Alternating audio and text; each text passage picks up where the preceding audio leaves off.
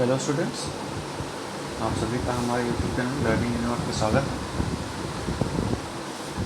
आज हम 9th class की वर्कशीट नंबर 27 को सॉल्व करेंगे। ये 5 सितंबर की वर्कशीट है और आपका जो पहला सब्जेक्ट है वो सामाजिक विज्ञान यानी सोशल साइंस का है। टॉपिक भूगोल है और भूगोल में भी मौसम और जलवायु। तो आज सबसे पहले हम पढ़ते हैं मौसम और जलवायु दोनों में अंतर क्या होता है और होते क्या हैं। तो आमतौर पर जैसे यहाँ देखिए, आमतौर पर हम मौसम और जलवायु शब्द को एक दूसरे के स्थान पर प्रयोग करते हैं। कई लोग कहते हैं ना यार मौसम बहुत सही है, मौसम गर्म है, मौसम ठंडा है, बारिश वाला है। तो हम मौसम और जलवायु को एक ही मान लेते हैं, लेकिन दोनों जो है एक दूसरे से अलग है। मौसम एक शॉर्ट टर्म का अल्प समय का एक ये परिघटना है, जबकि जलवायु एक लंबे समय की परिघटना है। तो अब देखते हैं दोनों में अंतर क्या है, मौसम और जलवायु में। देखिए, एक समय विशेष में एक क्षेत्र के वायुमंडल की अवस्था को उस स्थान का मौसम कहते हैं। एक क्षेत्र विशेष की, सपोज कहती कि दिल्ली का मौसम, दिल्ली एक क्षेत्र विशेष क्षेत्र है यानी एक राज्य है। यहाँ के एक समय के मतलब एक दिन का 2 दिन का जो मौसम है उसकी जो वायुमंडल की जो अवस्था है वो मौसम होती है। तो दिल्ली का और मान लीजिए यूपी का अलग अलग हो सकता है मौसम एक समय विशेष का। जलवायु क्या होती है, किसी विशाल क्षेत्र में लंबी अवधि यानी 30 वर्ष से अधिक में मौसम की अवस्थाओं के कुल औसत को उस स्थान की जलवायु कहा जाता है। यानी किसी क्षेत्र विशेष में, विशाल क्षेत्र में। अब जैसे दिल्ली एक विशाल क्षेत्र नहीं है, तो जब जलवायु की बात होती है तो पूरे भारत की जलवायु की बात होगी, दिल्ली की जलवायु नहीं आपको। तो क्योंकि विशाल क्षेत्र में और 30 वर्ष से अधिक का जो मौसम होता है तो उसकी जो औसत होता है उस हिसाब से वहाँ की जलवायु की गणना की जाती है, जलवायु कहा जाता है।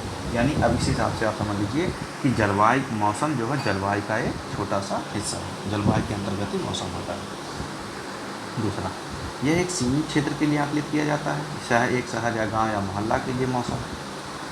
इस क्षेत्र का आकार अपेक्षाकृत काफ़ी अधिक होता है, देश या कई सारे देश, समझ गए। तो जैसे जो जलवायु है तो ये काफ़ी बड़े क्षेत्र के लिए आकलित होती है। जैसे भारत की जलवायु, आप देखेंगे यूरोप की जलवायु, एशिया की जलवायु, तो इस तरह से इनके टर्म होते हैं। अब मौसम यह पल प्रतिपल कभी भी बदल सकता है। जैसे मौसम अभी देखिए दिल्ली में कभी धूप रहती है, 5-7 मिनट के बाद तुरंत ही बारिश होने लगती है, आंधी आने लगती है। तो मौसम जो है पल प्रतिपल कभी भी बदल सकता है, यह लंबे समय तक एक सी बनी रहती है। और जो जलवायु है यानी जलवायु का जो प्रकृति है, जैसे भारत की मानसूनी जलवायु है, तो वैसा नहीं है। यहाँ की जलवायु जो है यूरोप की जलवायु हो जाएगी या कनाडा की जलवायु हो जाएगी, क्योंकि वो अक्षांश उनका बहुत ऊपर है। तो वहाँ पे वो बहुत ठंडा प्रदेश है, वहाँ पे हमेशा ठंडी पड़ती है बहुत ज़्यादा। जैसे रूस है तो ठंडा प्रदेश है, वहाँ की जलवायु भारत की जलवायु में अंतर है। उदाहरण, जैसे एक ही दिन में हमारे आसपास कभी धूप, कभी आंधी, तो कभी बारिश का मौसम होता है। और यहाँ उदाहरण भारत की मानसूनी जलवायु जो मैंने बताया। तो ये हो गया मौसम और जलवायु में अंतर। तो बच्चों इसे आप अच्छे से पढ़ के इसे आप अपनी नोटबुक में नोट कर लीजिए, क्योंकि आपके जब एग्ज़ाम्स में ऐसे पूछ सकता है कि मौसम क्या होता है, 1 नंबर जलवायु क्या होती है, और 1 नंबर में 3 नंबर में पूछ लेगा कि मौसम और जलवायु में अंतर बताइए। तो 3 पॉइंट के साथ बताइए आप। मौसम और जलवायु में 2 अंतर बताइए, 2 नंबर का पूछ लेगा प्रश्न। तो आप इसे नोट कर लीजिए। आगे अब देखिए दे रहा है कि मौसम और जलवायु दोनों के तत्व क्या क्या होते हैं, तापमान, वायुमंडलीय दाब, पवन, आर्द्रता तथा वर्षा होती है। ये मौसम और जलवायु दोनों के तत्व होते हैं। अब यहाँ ये जान लीजिए बेटा कि जो जलवायु का तत्व होगा वो मौसम का भी तत्व होगा, क्योंकि जो है मान लीजिए जलवायु एक बृहद क्षेत्र की है तो मौसम यहाँ का छोटे क्षेत्र का। तो कई सारे क्षेत्रों के मौसम और लंबी अवधि के मौसमों का औसत ही जलवायु होता है। यानी मौसम की परिघटना, उनके एनालिसिस के बाद ही वहाँ कहीं की जलवायु निर्धारित की जाती है। अब आगे जलवायु को प्रभावित करने वाले कारक, ये बहुत महत्वपूर्ण है, इससे क्वेश्चन आते रहते हैं। यहीं केवल आपके 10वीं के एग्ज़ाम में नहीं, ये आप पढ़ लेंगे तो आप एसएससी में, यूपीएससी में जो आपके जीके आता है, जीके, तो जीके के क्वेश्चन में पूछ लेता है कि जलवायु को प्रभावित करने वाले कारक, 4 ऑप्शन दे देगा।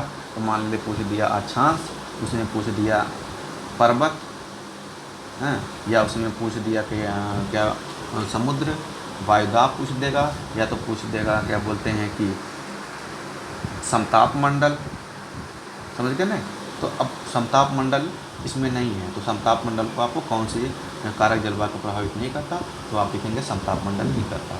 या कौन कौन से करते हैं, तो आप उनमें से जो करते हैं उनको छाँट के आपको लिखना पड़ेगा। तो ऐसे इसको पेपर दीजिए। तो आपका पहला अक्षांश, अक्षांश समझते हैं, जैसे ये पृथ्वी है तो बीचों बीच आपकी विषुवत रेखा काटती है, तो ऐसे ऐसे अक्षांश हमेशा ऊपर चले जाते हैं, ये अक्षांश होते हैं। और जो ऐसे लंबवत रेखाएं होती हैं इन्हें देशांतर बोलते हैं। क्या बोलते हैं? देशांतर रेखाएं। तो अक्षांश जो होते हैं, अक्षांशीय रेखाएं जो होती हैं वो प्रभावित करती हैं। कैसे करती हैं? सिंपल सा देख लीजिए कि यहाँ पे सूरज जो होता है, ये विषुवत रेखा हो गई, ये कर्क हो गई, ये मकर हो गई। तो सूरज इन्हीं तीनों रेखाओं के बीच हमेशा क्या करता रहता है? दोलन करता रहता है। यानी जैसे भारत में जब गर्मी का समय आएगा तो सूरज इस रेखा को पार करके यहाँ चमकता है। सूरज तो चमकता नहीं, क्योंकि पृथ्वी की गति के कारण सूरज की अवस्था, पृथ्वी जो है, पृथ्वी का ये वाला हिस्सा सूरज के सामने होता है, यहाँ पे ज़्यादा गर्मी पड़ती है। जब ज़्यादा गर्मी पड़ेगी तो वाष्पीकरण ज़्यादा होगा, तो फिर उसके थोड़े दिन बाद बारिश भी होती है। इसीलिए देखिए भारत में जब गर्मी के बाद बारिश की ऋतु आती है। ऐसे ही यहाँ होता है। ये उष्णकटिबंधीय क्षेत्र कहे जाते हैं, ये वाला जो पूरा क्षेत्र है। लेकिन ये जो ऊपर के क्षेत्र हैं ये ठंडे हो जाते हैं, क्योंकि सूरज यहीं तक रहता है, तो इधर सूर्य तक, यानी सूर्य की रोशनी कम जाती है, सूर्य की रोशनी कम जाएगी, यहाँ ठंडा रहती है। ये हो गया।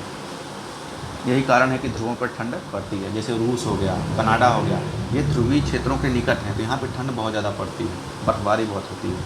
समुद्र तल से ऊंचाई, समुद्र तल से जैसे जैसे हम ऊंचे की तरफ बढ़ते हैं, वायुमंडल की सघनता कम होती जाती है और तापमान घटता जाता है। क्योंकि जैसे जैसे हम ऊपर जाते हैं वायुमंडल की सघनता कम हो जाती है। तो अब जैसे इसीलिए लोग जब पर्वत पे चढ़ते हैं तो उन्हें ऑक्सीजन लेके जाना पड़ता है, क्योंकि वायुमंडल की सघनता कम हो जाएगी, तो वहाँ वायुमंडल में ऑक्सीजन की मात्रा कम हो जाती है, तो वो उन्हें जल्दी जल्दी सांस लेना पड़ता है। इसलिए कुछ लोग ऑक्सीजन लेके जाते हैं ताकि उन्हें ऑक्सीजन की कमी ना महसूस हो। यही कारण है कि गर्मियों में भी पर्वतीय इलाके ठंडे होते हैं।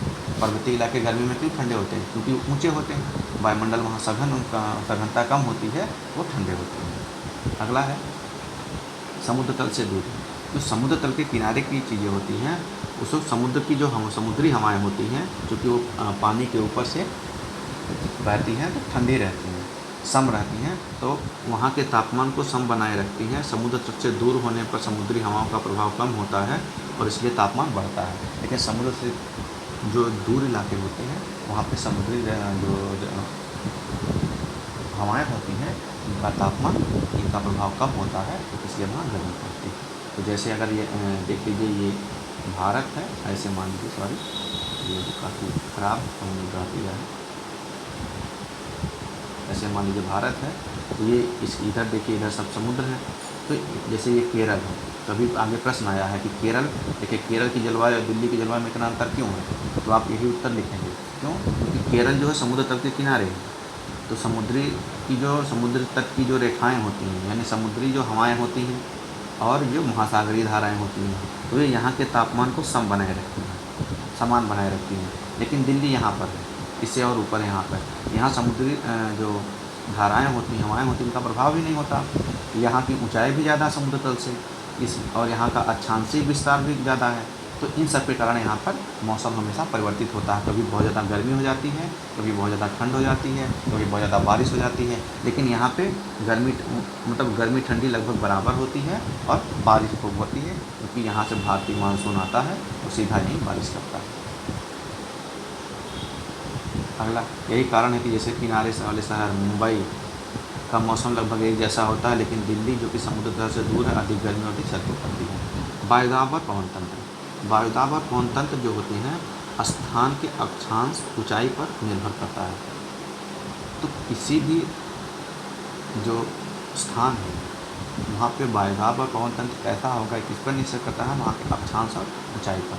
सपोज करिए ये भारत है, यहाँ पे हिमालय है, हिमालय की पर्वत श्रेणियाँ बहुत ऊंची हैं, और चूँकि अक्षांशी ये केरल है, ये मान लीजिए लगभग 10 उस पे है अक्षांश पे, और ये लगभग 30 के आसपास या 32 जो भी होगा एवरेज मान लीजिए, तो इनमें 20 अक्षांश का अंतर है, ये ऊंचा भी है। तो यहाँ पे जो पवन होगी और जो वायुदाब होगा यहाँ से अलग होगा, क्योंकि ऊंचाई के साथ वायुदाब कम होता है, तो हिमालय पर्वत पे वायुदाब कम होगा। तो ऐसे ही जहाँ पे गर्मी होती है वहाँ पे वायुदाब कम होता है, जहाँ ठंडी होती है वहाँ वायुदाब अधिक होता है। तो ऊंचाई के साथ क्योंकि ठंड बढ़ती है तो कभी कभी ऊंचे जहाँ पे ठंडी रहती है वहाँ वायुदाब ज़्यादा होता है, जहाँ गर्मी होती है वहाँ वायुदाब कम होता है। एक कई सारी परिघटनाएँ हैं जो इसको बदलती रहती हैं, परिवर्तित करती हैं और प्रभावित भी करती हैं। महासागरीय धाराएँ, महासागरीय धाराओं के गर्म या ठंडा होने के हिसाब से उसके तटीय क्षेत्रों का तापमान भी गर्म या ठंडा होता है। अब जैसे हमने बताया ना, ये चीज़ें हैं, ये भारत है, तो यहाँ से जो महासागरीय धाराएं गुजरेंगी, अगर ये गर्म धाराएं हैं तो ये आसपास के इलाकों को गर्म रखेंगे, अगर ये ठंडी धाराएं हैं तो आसपास के इलाकों को ठंडा रखेंगे। तो इसीलिए फिर इन चूँकि महासागरीय धाराएं हमेशा बहती हैं और उनकी प्रकृति एक जैसी होती है, ऐसा नहीं कि वो बदल जाएंगी। कभी गर्मी जो ठंडी धारा है तो वहाँ से ठंडी धारा ही बहती है, क्योंकि वो उनका उच्चावच और भौगोलिक जो स्थल स्थिति होती है उस पर निर्भर करता है, अक्षांश पर भी निर्भर करता है, इसलिए वो लंबे समय तक वहाँ की ऐसी अवस्थिति रहती है। उच्चावच यानी स्थलाकृत पर्वत, पठार और मैदान, यानी किसी स्थान पर ऊंचे पर्वत गर्म या ठंडी वायु की गति को अवरुद्ध कर सकते हैं और जलवायु और वायु के मार्ग को रोक वहाँ वर्षा करवा सकते हैं।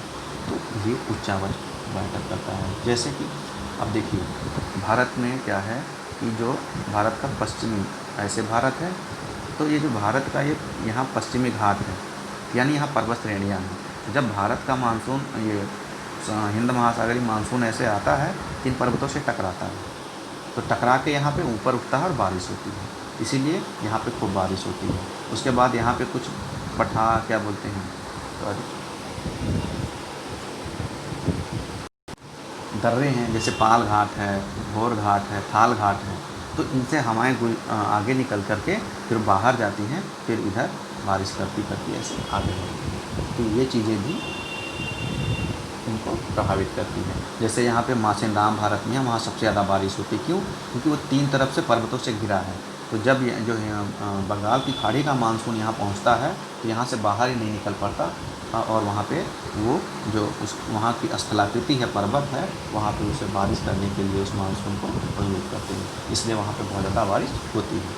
अब हम चलते हैं आंसर सॉल्व करते हैं। तो जलवायु से आप क्या समझते हैं, जलवायु के प्रमुख तत्व क्या हैं? तो सबसे पहले आपको क्या लिखना है, जलवायु क्या होती है और जलवायु के प्रमुख तत्व क्या हैं, ये आपको लिखना है पूरा। और इसीलिए मैं इसके आंसर नहीं लिख के लाया हूँ, क्योंकि इसी में बहुत सारे आंसर हैं। तो आप क्योंकि पढ़ रहे हैं तो कुछ थोड़ा मतलब हमने जो समझाया है तो अपने ही हिसाब से आप मेहनत करेंगे। तो बहुत सारे बच्चे जो हम लिख के लाएंगे वही कॉपी पेस्ट कर लेते हैं। अगला उत्तर है केरल और दिल्ली की जलवायु में इतना अंतर क्यों है? तो जाहिर सी बात है, केरल और दिल्ली की जलवायु में इतना अंतर क्यों है? क्योंकि इन दोनों स्थानों का अक्षांशीय विस्तार, समुद्र तट से दूरी और भिन्न है। दिल्ली का केरल समुद्र तट के किनारे है, इसलिए समुद्री हवाएं वहाँ के तापमान को सम बनाए रखती हैं, जबकि दिल्ली समुद्र तट से दूर है और अधिक गर्मी और अधिक सर्दी इसलिए वहाँ पर होती है। तो आपको ये लिखना है, समझ गए? अगला, अक्षांश किस प्रकार जलवायु को प्रभावित करते हैं? तो सीधी सी बात है, आपको ये लिखना है विश्व दृश्य से ध्रुवों की ओर जाने पर सूर्यातक घटता है, यानी अक्षांश के हिसाब से सूर्यातक हम जो किसी स्थान को कितना सूर्यातक मिलेगा ये अक्षांश पर निर्भर करता है। यही कारण है कि ध्रुवों की ओर जाने पर साल भर हमेशा मौसम ठंडे रहते हैं और विषुवत वृत्त यानी जो बीचों बीच रेखा काटती है विषुवत वृत्त पर हमेशा गर्मी रहती है। तो इस प्रकार से अक्षांश जो होते हैं किसी स्थल के जलवायु को प्रभावित करते हैं। अब ये कह रहा है विश्व के मानचित्र पर भारत और कनाडा की अवस्थिति का उदाहरण देकर समझाइए। तो आइए, अब इस ये तो कि समझने वाला प्रश्न है तो हम इसे आपको समझाते हैं। अब ये देखिए, ये अपना हमारा देश भारत है, ये आपकी देखिए ये कर्क रेखा कर्क रेखा विषुवत रेखा है, 0 लाइन है, और ये कर्क रेखा है 23.5 डिग्री है। अब भारत विषुवत और कर्क रेखा के बीच है, ये आपकी मकर रेखा है, यानी जो उष्ण कटिबंध है इसमें है, यानी सूर्य भारत के ऊपर आता है। गर्मी इसलिए यहाँ पड़ती है मार्च से जुलाई तक के महीने तक, जून तक ये चलता है। इसी कारण से क्या होता है कि भारत की जलवायु जो है मानसूनी जलवायु है। यहाँ पे जब सूरज यहाँ रहेगा सूरज की जब भारत की स्थिति सूरज के सामने रहेगी तो यहाँ गर्मी पड़ती है। जब सूरज इधर आ जाएगा तो यहाँ पे सूर्यास्त कम पाया जाएगा, तो फिर ठंडी आती है, हैं। तो और उसके बाद वर्षा ऋतु आती है। इसीलिए भारत की मानसूनी जलवायु होती है। जबकि कनाडा देखिए कहाँ है, ये आपका उत्तरी अमेरिका का हिस्सा है, ये अमेरिका है और ये आपका पूरा कनाडा है। अब देखिए ये पूरा पोलर एरिया है, यानी ये भारत का जो अक्षांशीय विस्तार है यहाँ से इससे काफ़ी ऊपर है, समझ गए। तो ये क्या है, ये ध्रुवों की ओर है, इसलिए यहाँ पे बहुत ज़्यादा ठंड पड़ती है, यहाँ पे वर्षा कम होती है, बर्फबारी ज़्यादा होती है, क्योंकि ये मतलब पोलर रीजन जो ध्रुवों के किनारे हैं, इसलिए यहाँ पे जो वर्षण का प्रतीक होती है वो बर्फ के रूप में होती है, बर्फबारी के रूप में होती है, बारिश नहीं होती है। तो हमें लगता है चित्र के माध्यम से आप ये चीज़ समझ पाएंगे। अगला जो आपका प्रश्न है वो भी आपको खुद उसे करना है, और वो प्रश्न क्या है कि जुलाई अगस्त के महीने में दिल्ली के तापमान और वर्षा की अधिकतम न्यूनतम औसत गणना का एक चार्ट बनाकर कीजिए। अब देखिए आपको एक चार्ट बनाना है, तो बच्चों हम चार्ट नहीं बना रहे हैं, बस आपको चार्ट कैसे बनाना है वो मैं आउटलाइन बता दे रहा हूँ। तो चलिए आपको चार्ट की आउटलाइन बताते हैं। एक मिनट, यहाँ रहेंगे सही रहेगा। देखिए आपको जैसे ये एक्स एक्सिस हो गया, ये वाई हो गया, हाँ। इधर आप टेम्परेचर लिख दोगे, हैं, क्या तापमान, आप ध्यान दीजिए तापमान 10, 20, 30, 40, 45, 50 सेल्सियस तक का है। अब जुलाई और अगस्त में तो मान लो जुलाई के महीने में न्यूनतम तापमान था 20, हैं, अधिकतम था 40, औसत था 25, ये बन गया। अगस्त के महीने में मान लो न्यूनतम तापमान और कम था, अधिकतम तापमान इतना था, औसत ऐसे हो गया, समझ गए। तो ये आपका तापमान हो गया। और बारिश तो तापमान के लिए आपने ये बना दिया, बारिश के लिए आप एक और जैसे रेड लाइन वाला बना लीजिए।